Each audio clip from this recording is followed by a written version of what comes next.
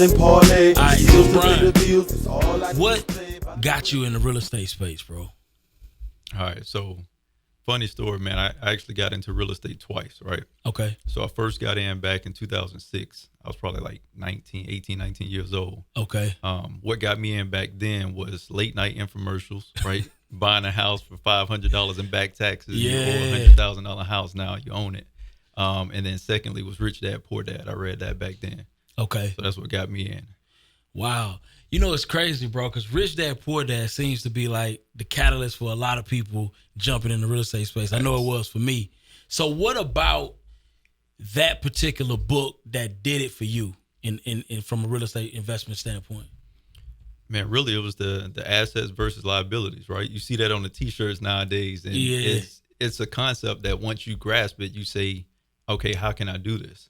Like, where can I find assets? Where are these assets that everybody's talking about? Because liabilities are everywhere, but where are those income-producing assets? And real estate is just a place that a lot of people look to. Absolutely. So I know recently you just done a deal. Yep. You made $100K plus on this deal. And you used a lot of creative strategies to be able to get into this deal. So what made you see this opportunity, and what made you recognize that it was an actual opportunity with all of the issues going on with it? Because most people would have saw that and would have given up. Yeah. You know what I mean? Yep. So what was that thought process going into that deal? So myself included, right? I saw it. The first time I saw it, it didn't look like a deal. And a shout out to my wife. She encouraged me to go to the 2-day workshop you guys had Nice. back in November. So prior to going to that, I added up all the numbers and it just didn't make sense. The numbers just didn't work. Yeah. So got to the workshop and I heard you talk about negotiating code violations. Absolutely. And this deal had like 297,000 in code violations. Whoa.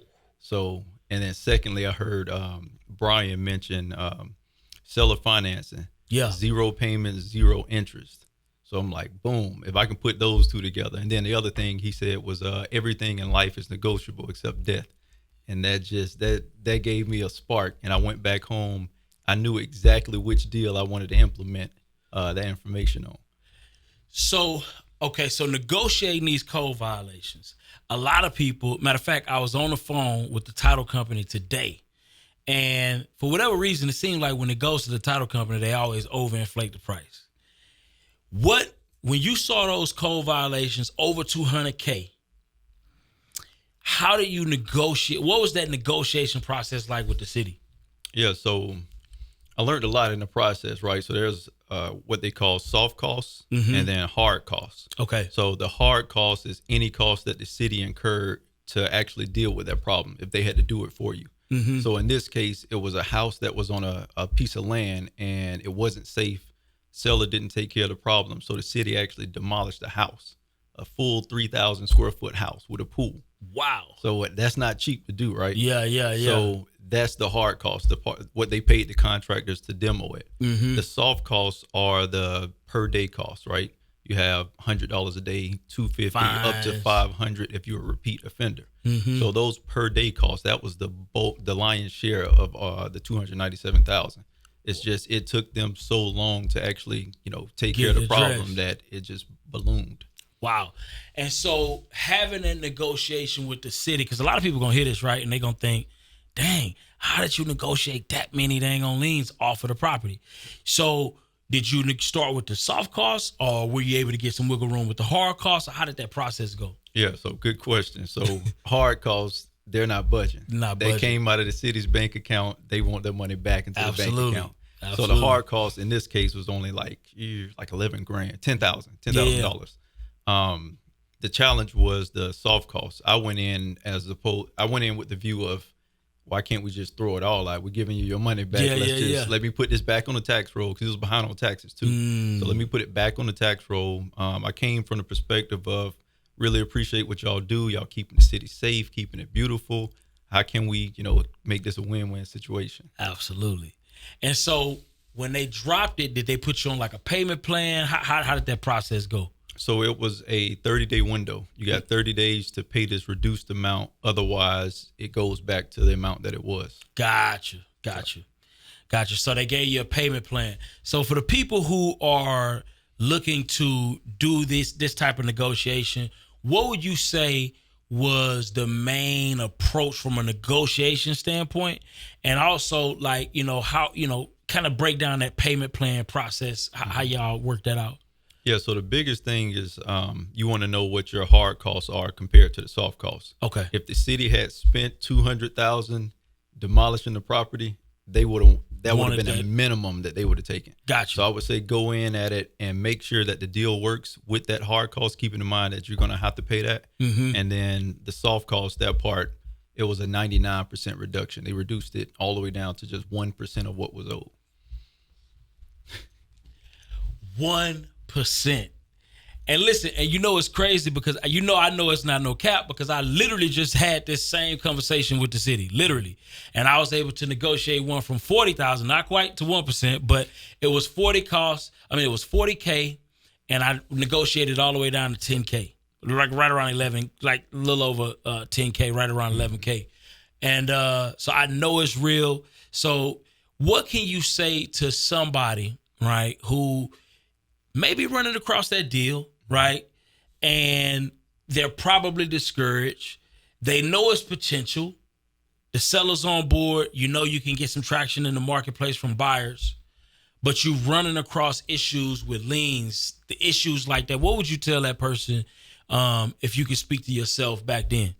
Yeah, so I'll give a piece of information that helped me out. Okay. The code violation meetings, the review boards, are once a month. Gotcha. And in my county, they're recorded.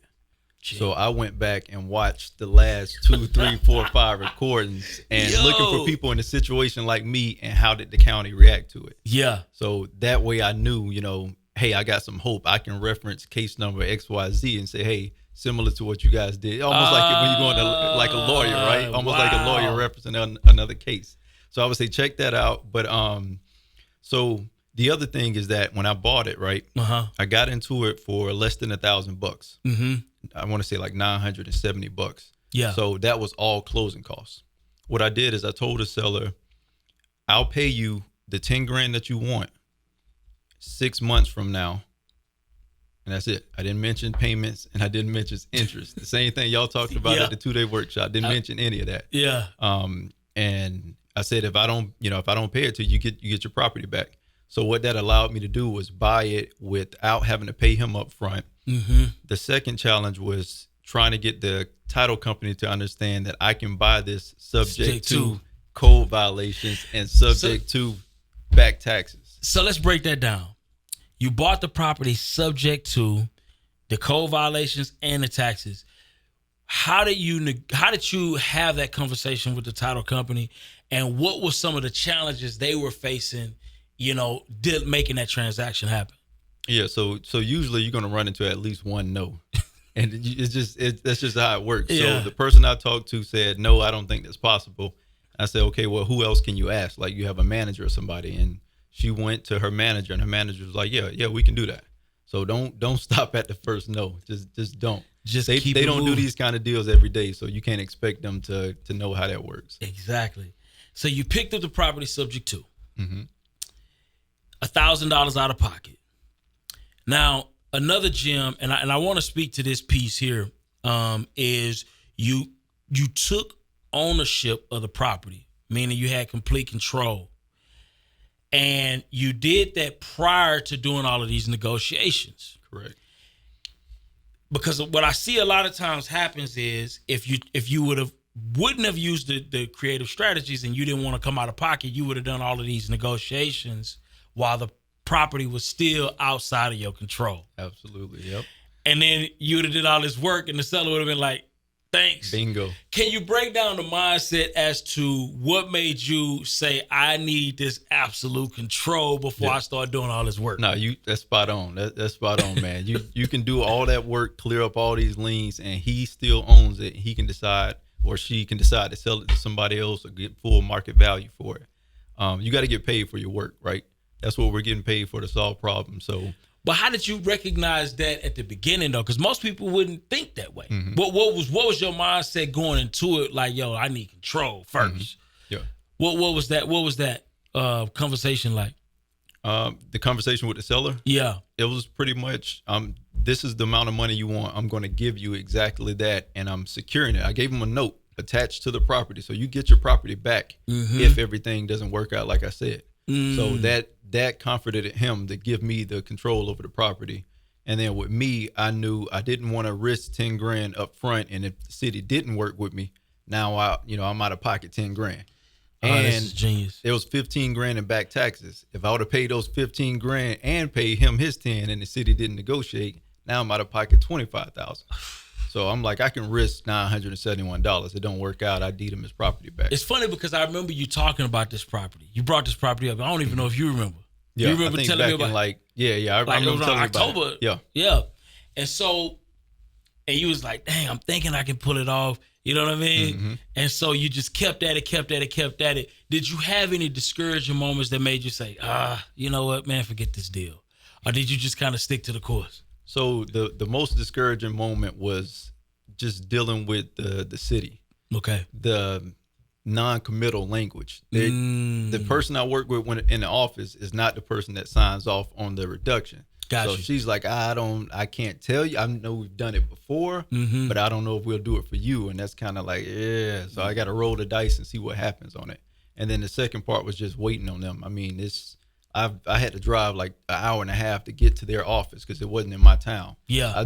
My wife and I drove there probably about 3 or 4 times just to get the ball rolling. Like emails and phone calls won't get it done. You got to show up sometimes. You got to pull up on them. You got to pull up on them, man. That face to face. Got to. You can't ignore you then, No man. doubt. And so, man, that's super dope that your wife was literally with you the whole time and supporting this. Yeah. So, man, let's get to this 100,000. Let's get to this 100,000. So, okay, did the seller even know that you cleared everything up and made this kind of money on this deal? Nah, he didn't know until we got to the closing table and he needed to get his he needed to sign the release for his note and pick up his check for 10 grand. But peep this, he's a realtor. He told me up front, I think this property is worth at least 150. So we ended up selling it for 145. So he was pretty spot on with his estimate. But he didn't want to deal with it. It was his family home and just the emotions attached to them knocking it down, and I don't want to work with them. They demolished my family, that kind of situation. Yeah. And then also he, I won't throw the property out there, so I won't put the seller's information out. But he actually filed for bankruptcy prior to that, thinking that was going to wipe that $300K out. Gotcha. But what he didn't realize is that those type of liens are attached to the property, not the person. Absolutely. And the government gonna get theirs. Oh yeah, they gonna get theirs. So typically what we find, and this is for the people listening, when you typically see these kind of liens, it can either be a demolition or it'll be what they call weed liens, where the city will come and cut your grass, right? And so a lot of times you have and correct me if I'm wrong on the situation, you have the hard costs where you're dealing with what the city literally came out of pocket to pay. And then you also have a lot of these attached fees, whether it be late fees, different things of that nature. And pretty much in your situation, all of the soft costs were completely removed. Per day fines, 99% of them. 99% of them. So 287,000. We ended up paying $2,871. Wow. And now a new buyer is able to pick up this property literally because of the efforts that you put in and do whatever they're going to do with a clear title. Yep. And he's going to build. He's a builder. Who say that investors don't provide value to the marketplace? Who say that? Find me that person. Find me that person so I can, you know what I mean? Man, this is so dope, man. I just want to tell you, man, I appreciate it coming out and sharing your story. So what was the actual balance, though? What's that? The actual amount that you was able to pick up. That I paid for it? No, that you actually put in, what was the net? It was literally just over 100,000. I got a Google spreadsheet in my pocket. I counted the cost to mow it. I put everything in there. It was like $100,050 or something. It was like $50 over. Did you and the wife celebrate? That's what I want to know. Not yet, man. Not yet. Y'all still Not yet. So we got one more deal that we're trying to get past the finish line, and then we'll celebrate. Gotcha. It'll be a heavy hitter. So what's going on with that deal? So that's a fix and flip. Okay.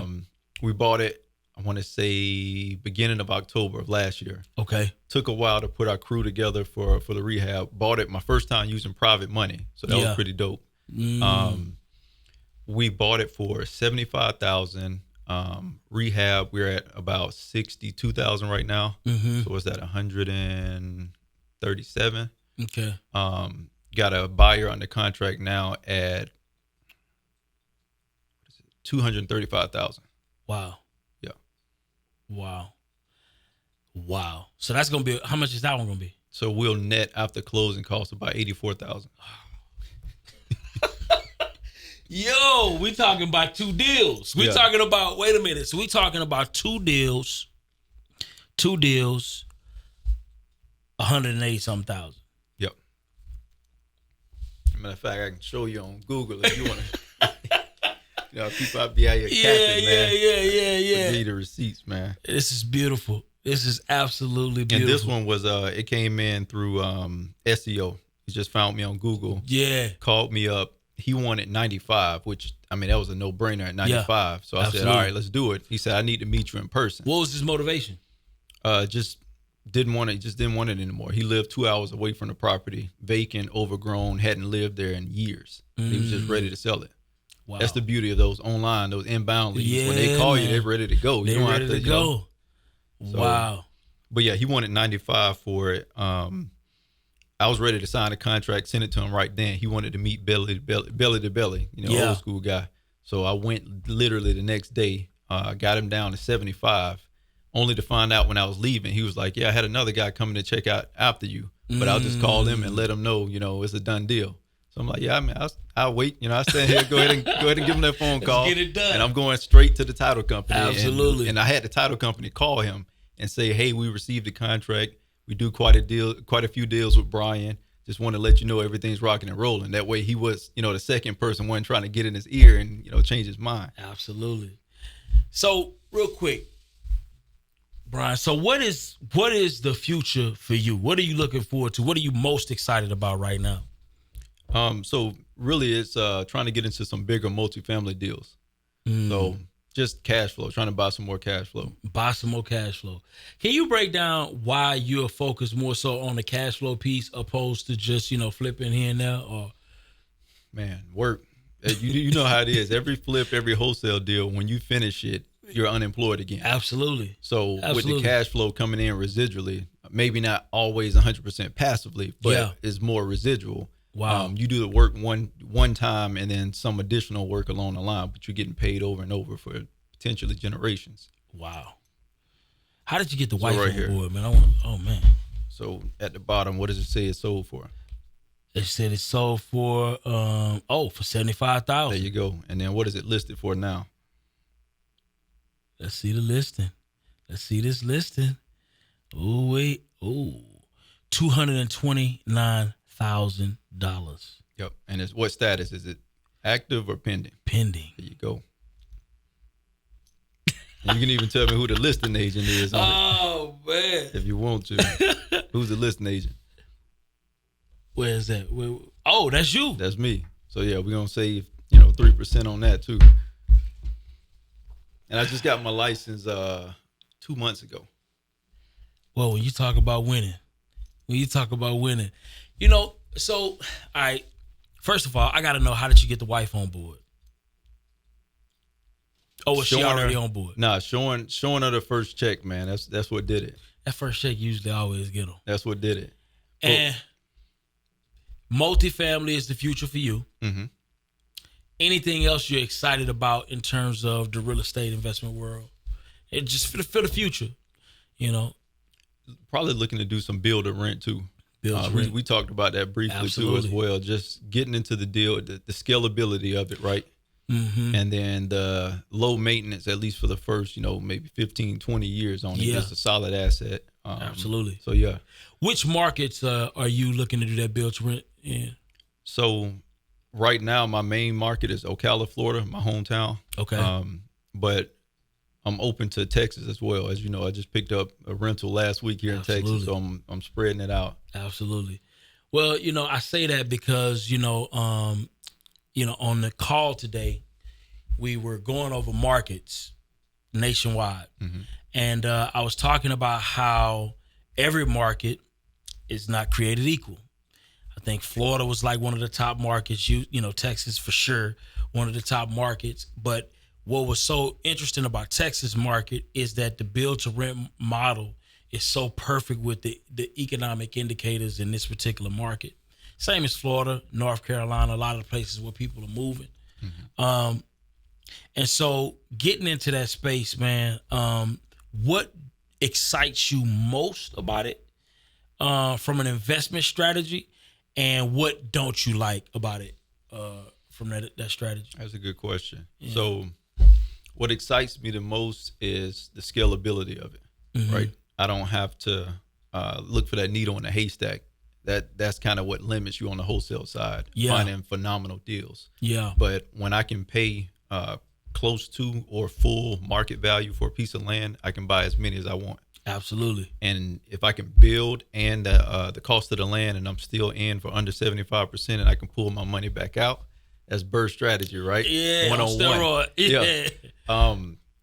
The only downside, in my opinion, is not a bad thing. It's just how long it takes. Yes. Right. I can't just buy it and then boom, I'm cash flowing from day one. It's a process to build, paperwork process we were just talking about. Oh, bro, it's a headache. It's a headache. Wow. Man, thank you so much. How can people reach you if they trying to get in touch with you? You know what I mean? Chop it up with you and find out more about these $180,000 deals. How would they reach you? How do they get in touch with you? Just mostly Instagram. I'm trying to get up there. I'm trying to post my content, but it's the Bryan Jenkins, Bryan with a Y.